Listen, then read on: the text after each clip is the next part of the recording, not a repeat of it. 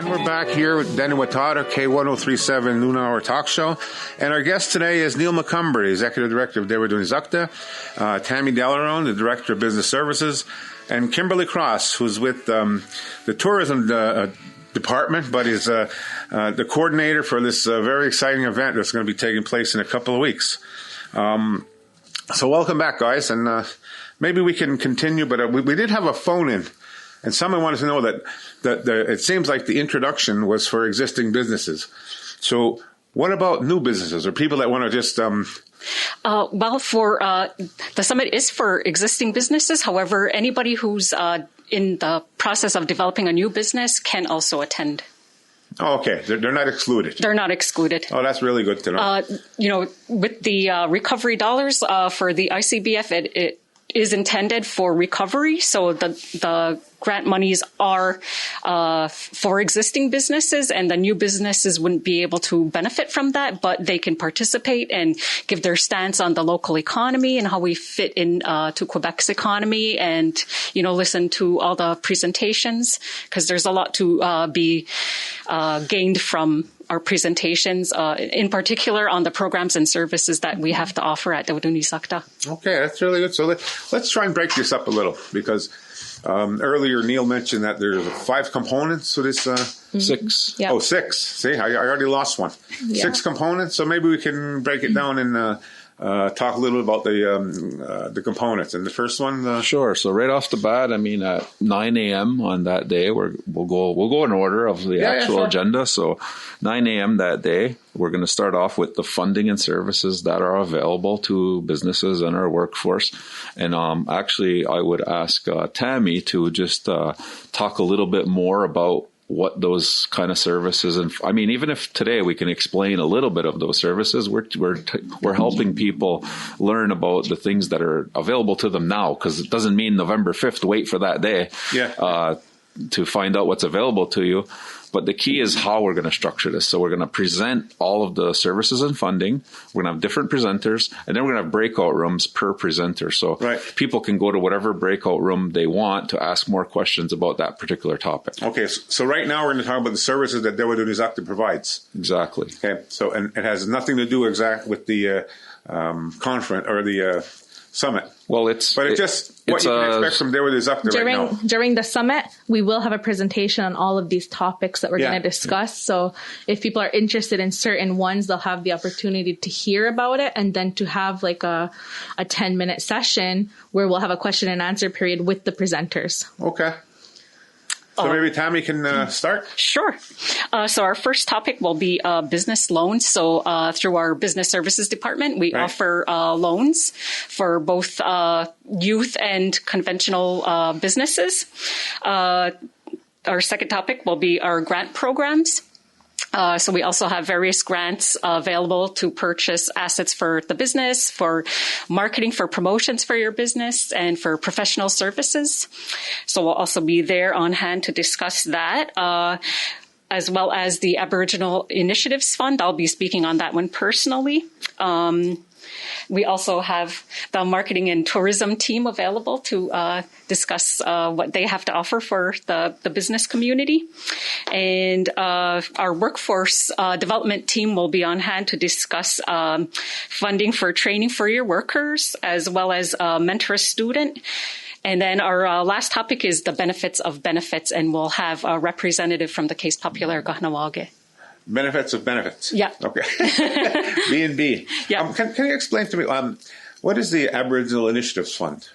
So that's a grant program that's provided through the Quebec government, the SAA, and that's for businesses to get started or to expand, and they also cover costs for studies for businesses.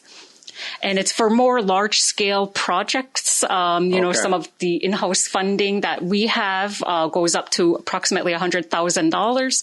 And so for this component, the AIF, it's much larger projects. Okay. Now, I want to ask a question here, and you tell me if I'm out of line or not. But I need an example of how someone might use this program. Like if someone has an idea, someone has an idea about a restaurant.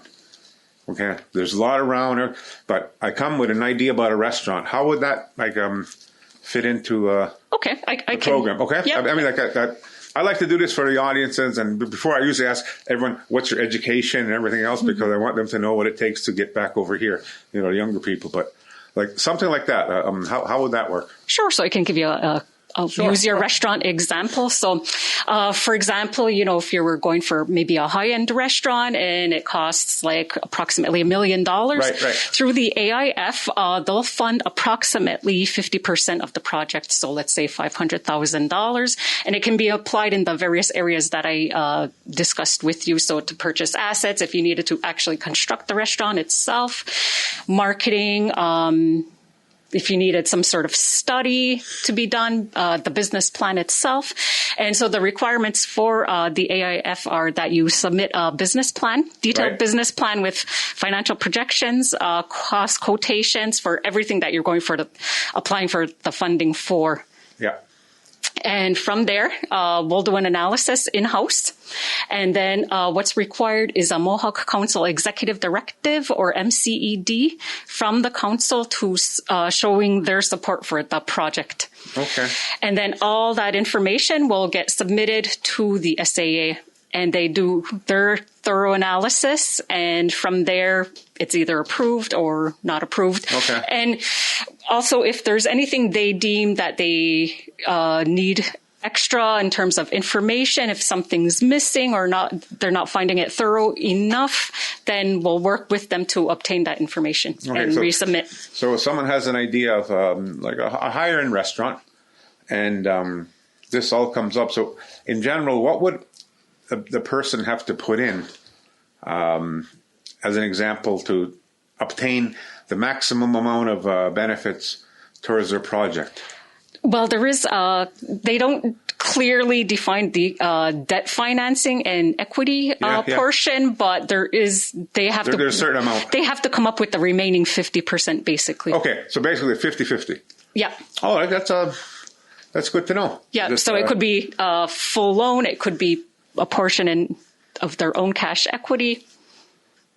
Okay. Just to cover the remaining 50. There's a responsibility on the owners too. Yes. The person with the business. Yeah. It's not just, in the old days you come and say, here's my idea, give me everything. No. But that doesn't work that way anymore. Not applicable this time. Okay, good. So what's the next topic? So the next topic is called the Kahnawà's place in the regional economy. Yeah. So we touched on it earlier. Kimberly is doing a lot of research and strategizing on the future of tourism in Kahnawà. I know everybody knows we do the tours, but we're looking at expanding the services beyond that. I mean, part of our mandate is promoting Kahnawà as a destination. And, you look at all the millions of people around us, trying to attract them to our community, to shop locally, of course, things like that. But also, like we talked about it earlier, what are the obstacles that people face with fitting into Quebec's economy, the regional economy? This one's more of a workshop, so we're going to be doing a brief presentation, very brief, and really we want the businesses to tell us what they want us to be lobbying governments for on their behalf for. Yeah. So whether it's Mohawk Council or Quebec representatives, AFNQL, whatever it is, we want to get it from the businesses. We want it to come from the businesses. We want them to give us direction. So that's what this workshop's all about. We're going to have breakout rooms and we're going to have questions such as, what's our priorities? What's our obstacles? Like these types of questions. Yeah. And we want to have the breakout room, see what the businesses come up with, and then give us direction. And then this gives us a sense of where we need to go when it comes to lobbying those governments. Yeah, because it's not as easy as it sounds. People say, well, we want people to come to their community. We want them to come and we want them here and enjoy and come and see what we have. And then there's another part of the community that says, stay the hell out. We're tired of everybody coming here. Okay, stay on the outside. So it's quite a predicament. And it'd be really interesting to know what how the businesses feel about that. Yeah, we want to know that, but we also I'll go to Kimberly though, and we also intend to consult the community on that very topic. We want to ask that to the businesses and the community. Where can tourists go? What parts are, what times, what time of the week, what's acceptable? Tell us so that we can develop our tourism properly. Yeah, rather than just say, we've developed a program for tourism and here's what it's going to be, without taking consideration what people think about it. Yeah, we're starting next week. We're doing strategic planning sessions where we've invited various people in the community for their feedback, and we will be doing like an open invitation as well if people want to just come in like as a regular community member, perhaps if you're not involved in the tourism industry but you want to voice your opinion, you can come to these sessions. And then we will be doing a community consultation through Planet Consulting, where we're looking for everybody's feedback as well. So you'll see them around the community. They'll be doing calls. We want to hear what people want to see or not to see. You know, it's really important to us. You know, we're developing all these different products and partnerships. People want to come to Kahnawà, especially right now with residential schools and Indigenous peoples. Like movements are very in the media. People want that information. They want to meet Indigenous people. They want to learn. And we're so close to Montreal that we're the first community that people are coming to here. Yeah. So how can we help those people to get that information and help our economy at the same time? So this will be like part 2 of the day? So this is a segment of the day? Yeah, we'll be doing a brief presentation on marketing and tourism. So speaking of Shop Kahnawà, of the different tourism products, we'll be having a question and answer period so people can talk to us then. It'll be myself and Allison Jacobs. And there'll also be times like during the lunch hour, if anybody has any additional, questions that we'll be available for. But we're always approachable as well. And when they're giving the feedback during, where Kahnawà stands in the regional economy, that can be a portion of it. Yeah. So then this enables people that can go on the summit anytime, not just businesses. Yeah, well, Kimberly is certain areas, Yeah, or is something completely different? This is totally different. Okay. Yeah, what Kimberly's doing is she's doing a strategic plan for tourism, and this all encompassing, which will be taking place all fall, pretty much. Yeah, it's all just happening at the same time, but not the same days, not the same events. Okay. No, the summit is going to have. This won't have anything to do with the summit. The summit is going to have one topic on this topic in general about where our place is in the regional economy, and it's going to be a workshop. It's just going to be 1 hour of the day, but what Kimberly is talking to ties into that whole concept. Yeah, I guess it'll follow in later. I'm not necessarily up there. It's going to happen right away. Yeah, this is going to happen throughout the whole month of November. I was going to say October. So throughout the whole month of November, we'll have consultations happening throughout the community. So it's not just during the summit. It's separate from the whole event. Well, that's really, I look forward to seeing that because, you have 2 perspectives. Do you want people to come in here or you don't? The people without any interest or vested interest don't want people all over. But then again, businesses help run the community and they want people to come in. So there's got to be we also have to look at the why.